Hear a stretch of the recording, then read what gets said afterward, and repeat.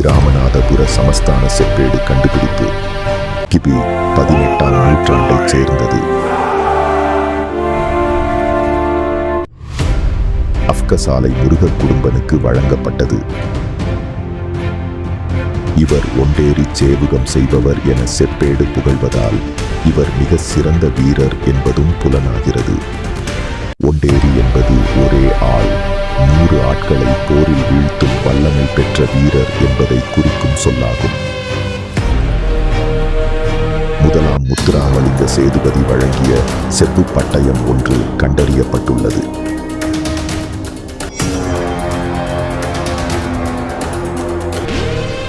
இது குறித்து தொல்லியல் ஆய்வாளர் நாராயணமூர்த்தி கூறியதாவது: அதாவது இந்த முதலாவது முத்துராமலிங்க சேதுபதி உடம்பு சௌரியமில்லாமல் இருந்தபோது, அவருடைய இளமை காலத்தில் உடல்நிலை சரியில்லாமல் இருந்தபோது, அவர் இந்த நோயை தீர்த்து வைக்க எந்த வைத்தியனாலும் முடியாமல் இருந்திருக்குது.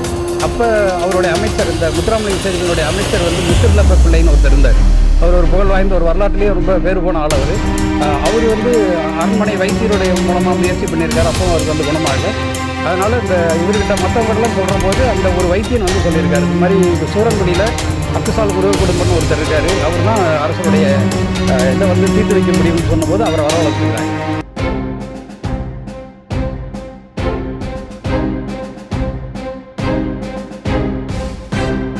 மதுரை அயோத்திப்பட்டியைச் சேர்ந்த குடும்பர்கள் தாங்கள் பாதுகாத்து வைத்திருந்த செப்பு பட்டயம் ஒன்றை நான் படித்து விளக்கம் அளிக்க வேண்டும் என்று பாண்டிய நாடு வரலாற்று ஆய்வுத்தளம் சுசக்திவேல் பாண்டியன் அவர்கள் மூலம் அணுகினர்.